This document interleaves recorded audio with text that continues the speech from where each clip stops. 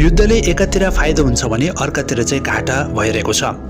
विशेष गरिकन वर्तमान अवस्थामा रसिया र युक्रेन बीचको लडाईँले गर्दा अहिले शक्ति सन्तुलित रूपमा चाहिँ एसियातर्फ सार्दैछ। युद्धले धनजनको क्षति पुग्छ र विध्वंस घटनाको दुर्गमी असर गर्छ र मानिसहरूका लागि लामो समयसम्म मनोवैज्ञानिक असरहरू पार्छ। तर युद्धले अवसरहरू पनि सिर्जना गर्छ। भारतीय प्रधानमन्त्री नरेन्द्र मोदीले रुस र युक्रेन युद्धले गहुँ लगायत अन्य मूल्य व्यापक वृद्धि हुन थालेपछि किसानहरूलाई अवसर छोप्न आग्रह गरे। उनले बढीभन्दा बढी चाहिँ अन्न उत्पादन गर्न आग्रह गरेका थिए। तेलको मूल्य वृद्धि र विश्व बजारमै निकै आकाशिँदा भारतले पनि रुससँग भारी छुटमा चाहिँ कल्चा तेल किन्यो। रुसमाथि अमेरिका र बेलायतले प्रतिबन्ध लगाएपछि अन्य बजारमा हेरेको र उसको सस्तो मूल्यमा चाहिँ भारतलाई तेल बेच्यो। चीनलाई पनि भारी मात्रामा कच्चा तेल बेचिरहेको छ। डलरको साटो चिनिया मुद्रामा युआनमा तेल बेच्ने थाल्यो। रुसबाट युरोप र अमेरिकाका कम्पनीहरूले धमाधम बाहिरिन थाले। त्यसको रिक्तानले चीन पस्न थालिसकेको छ। रुसका मिडियाले चिनिया कम्पनी प्रवेश गर्न थालेको विषयमा उठाउन थालेको छन्। रुसमा डलरको साटो युआन चलाउन थालिएको छ। यसले चीनको आफ्नो मुद्रामा विश्वव्यापी बनाई बलियो बनाउने महत्त्वाकांक्षा बल पुगेको छ। रुस र युक्रेन युद्धले यी दुवै देशले ठूलो क्षति भोगिरहेको छन्। पूर्वी युरोपमा विद्यमान शरणार्थीको सङ्कटको असर पश्चिम युरोपसम्म फैलिरहेको छ। युरोपमा ग्यासको मूल्यमा चाहिँ व्यापक वृद्धि भइरहेको छ। युरोपेली युनियनले रुसी ग्यास प्रतिबन्ध लगाएको छैन। बेलायतले पनि प्रतिबन्ध लगाएको छ, तर यसबाट ठूलो मूल्य चुकाइरहेको छ। महँगो मूल्य ग्यास आपूर्ति गरिरहेको छ। बेलायतको रुसमाथिको प्रतिबन्धको असर रुसी व्यापारीलाई परेको छ। रोमन इब्रोभिच र चेल्सी बिक्री गर्न खोजे, तर उनको सम्पत्ति रोक्का भएको छ। युरोपमा लगानी गरिरहेको रुसी अरबपतिहरू बिस्तारै अन्य क्षेत्रमा सर्ने अवस्था विकास भएको छ। उनीहरूको ध्यान एसिया या अफ्रिकामा हुन सक्छ, जहाँ रुसी व्यापार सुरक्षित हुन सक्छ। चीन र भारत रुसी व्यापारीहरू लगानीका लागि बढ्न सक्छन्। युद्धको सबैभन्दा ठूलो असर युरोपले भोगिरहेको छ। त्यहाँको पर्यटन बजारमा चाहिँ असर परेको छ। युरोप महँगीसँगै बेरोजगारीको समस्या बढ्न थालेको छ। आर्थिक सङ्कटहरू देखिन थालेको छ। चीन, रुस, युक्रेन र युद्धको फाइदा लिन खोजेको आरोप पनि लागिरहेको छ।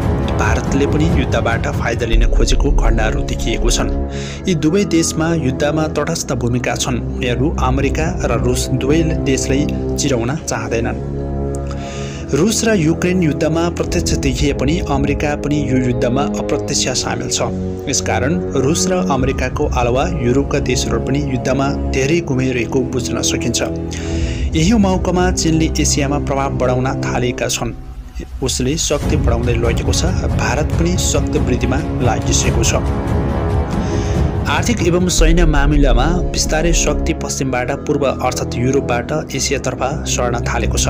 यो युद्धले शक्ति एसियातर्फ सर्ने वातावरण विकास गरिरहेको छ। पहिलो विश्वयुद्धले युरोपलाई ठूलो क्षति दियो।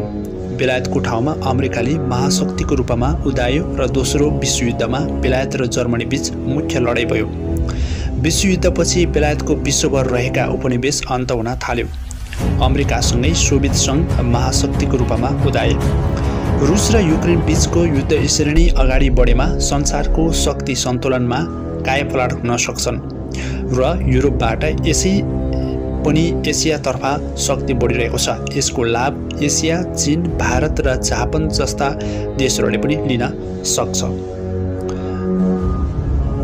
युद्धले गहुँ लगायत अन्य मूल्य व्यापक वृद्धि हुन थालेपछि किसानहरूलाई अवसर छोप्न आग्रह गरे। उनले बढीभन्दा बढी चाहिँ अन्न उत्पादन गर्न आग्रह गरेका थिए।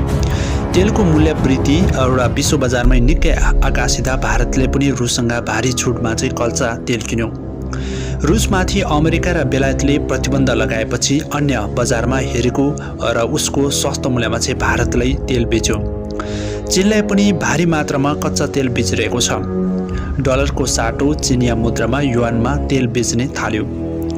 रुसबाट युरोप र अमेरिकाका कम्पनीहरूले धमाधम बाहिरिन थाले। त्यसको रिक्तानले चीन पस्न थालिसकेको छ।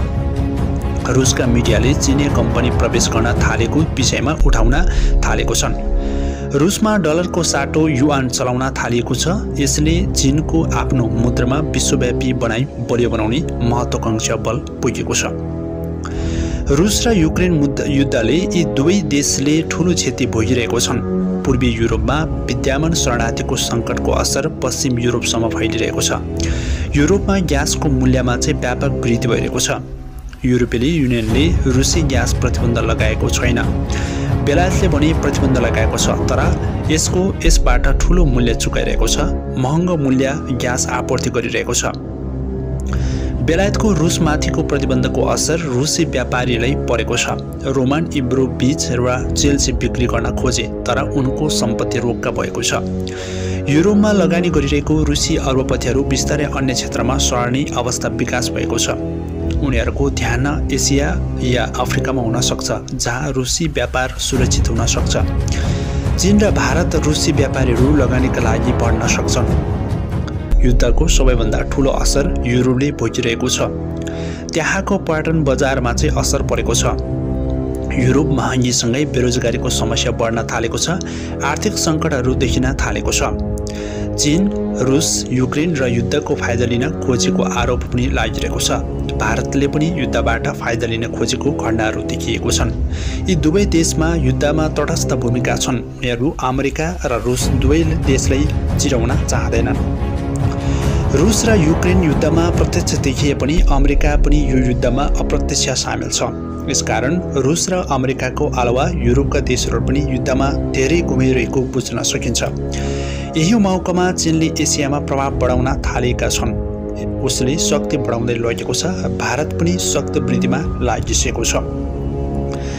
आर्थिक एवं सैन्य मामिलामा बिस्तारै शक्ति पश्चिमबाट पूर्व अर्थात् युरोपबाट एसियातर्फ सर्न थालेको छ। यो युद्धले शक्ति एसियातर्फ सर्ने वातावरण विकास गरिरहेको छ। पहिलो विश्वयुद्धले युरोपलाई ठूलो क्षति दियो। बेलायतको ठाउँमा अमेरिकाले महाशक्तिको रूपमा उदायो र दोस्रो विश्वयुद्धमा बेलायत र जर्मनी बीच मुख्य लडाईँ भयो। विश्वयुद्धपछि बेलायतको विश्वभर रहेका उपनिवेश अन्त हुन थाल्यो। अमेरिकासँगै सोभियत सङ्घ महाशक्तिको रूपमा उदाए। रुस र युक्रेन बीचको युद्ध यसरी नै अगाडि बढेमा संसारको शक्ति सन्तुलनमा कायापलट हुन सक्छन् र युरोपबाट यसै पनि एसियातर्फ शक्ति बढिरहेको छ। यसको लाभ एसिया, चीन, भारत र जापान जस्ता देशहरूले पनि लिन सक्छ।